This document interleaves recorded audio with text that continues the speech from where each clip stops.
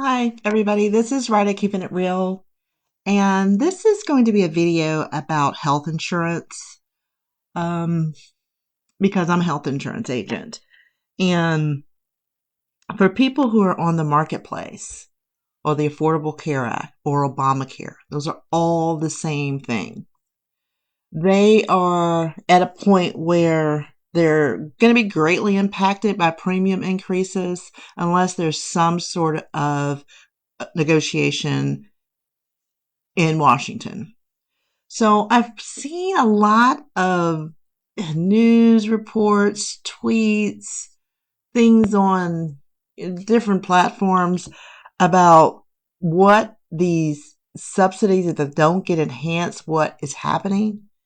And it's noise to me. And I think it's not easy to understand, but I think people can understand what's happening. And I ran this easy formula so people can see how this works, how these tax credits work. So here's what I want you to think about. These are people who buy this marketplace insurance are people who are small business owners. They are early retirees that are, too young for Medicare, from 60 to 64 typically. They have a job, they're working. They're working, but the job that they have, they don't have health care coverage on that job. So where would you go if you're in that situation to get health insurance without medical underwriting? So that's going to take you without pre-existing conditions, the marketplace, right? So when you go to the marketplace, what you do, the first step is to fill out an application. And when you fill out that application, you fill out information about your income. Because what it's doing is determining if the federal government is going to provide you with subsidies or a tax credit. So think about it just like if you own a home, you get a mortgage tax credit, same thing. Think about it like if you have health coverage on your job that your employer pays a portion of it and you pay a portion of it, same thing. So it's just the federal government is helping defray the cost of the premium. The premium is just the cost to have the health insurance. Like when you have car insurance, you pay the premium. It's just you have car insurance. That's it. All right. So you do the application, you put your information in and your income for all of your family. And the way this is determined if you're going to get a subsidy or not, it's based on the federal poverty level. What's that? Let's talk about it. Here's the chart for the federal poverty level for each year. Let's look at that. So it renews every year, but here's 2025. Gives you an idea. Here's how this chart works. It takes the household size, 1 through 14. It takes, let's just look at a household size of one person. And it comes up with one person at 100% of the federal poverty level, you're making $15,650 a year, right? The Affordable Care Act starts at that 100% level. Anything under 100% of the federal poverty level, you're probably eligible for Medicaid aid, which is federal and state run, and you're not paying anything typically for that coverage. It's free coverage, right? For lower income people. But people that are between 100, you can go all the way up to 700% of the federal poverty level. But if you're between 100% and 400%, so that one person, $62,600, you're going to get some form of subsidy, right? Now let's explain what is happening between the subsidies before they were enhanced. That is this column. And the subsidies when they were enhanced. That is this column. So what I mean by when they were enhanced was when COVID happened, there was an Inflation Reduction Act, and they included enhancing the subsidy so people could afford this coverage because a lot of people were probably going to be getting sick and need health insurance, right? So here we go. Here's how you read this chart. So remember, this is the federal poverty level. If you're between 100 and 150% of the federal poverty level, then the percentage that you pay is 0% under the enhanced premium tax credit level. So these are those $0 premiums. There were a lot of them. There are a lot of them. And in my mind, there were too many of them because that's where a lot of the fraud happened. Where people were being put in plans, they didn't even know they were in plans. And they had these plans, they didn't know they were in plans because there wasn't a premium attached to it. Insurance companies were getting all this money from the federal government for these $0 plans for people that didn't even know they had insurance and didn't use it. That happened, right? But there was, so if you were between 100 and 150%, you didn't have to pay a premium. However, if these enhanced tax credits expire, which they are set to expire at the beginning of next year, 2026, then those people between 100 and 150% of the federal poverty level would pay 2 to 4% of what? Of their gross income, right? Okay. And then it just kind of goes down the line like that. Between 100 and 150%, the enhanced tax credits, where you pay 0 to 2%.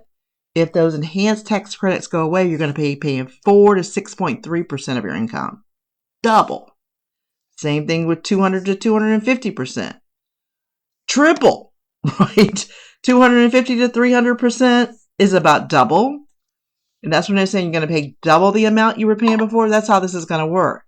But here's where it's really, really bad. I mean, it's bad. It's bad really through here from 200 to about 300% is bad. Well, the real bad thing is when you get over 400%.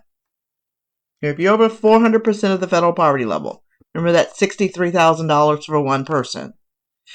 Even when you were at that level or above, with these enhanced subsidies, they capped the amount that you had to pay at 8.5% of what?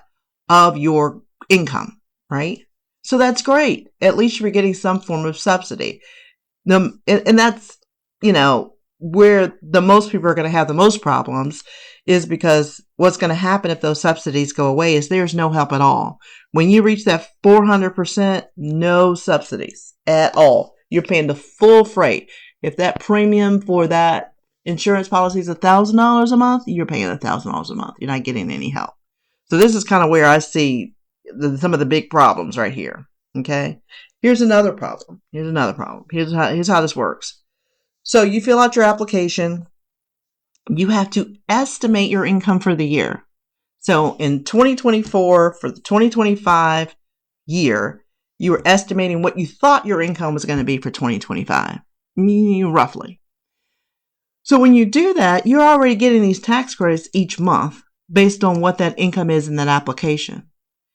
So if you have estimated too low, they've given you too much of a subsidy, right? If you've estimated too high, they've given you less of a subsidy.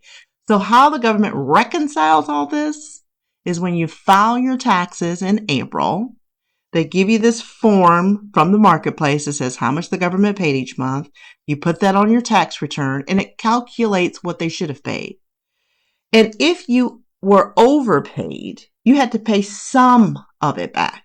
For example, at this 100 to 150% of the federal poverty level, they capped it at you only had to pay between $350 and $700 of it back. Based on that range, right? If you're at 100%, you pay $350 back. If you're up all the way up to 150%, you pay $700 back. If they overpaid, they could have overpaid by $5,000, but this is what you are going to be responsible for paying back. And it kind of goes down the list just like that with each of the different federal poverty level percentages. With the big, beautiful bill that was passed earlier this year, every one of these caps on the payback was removed. You will pay it all back. If you estimate your income for starting in 2026 too low and they give you too much money, you're going to pay it all back at tax time. Now that was already happening to people at the 400%, even before the big beautiful bill. If you got to over that $62,000, you would pay all the tax credits back at tax time.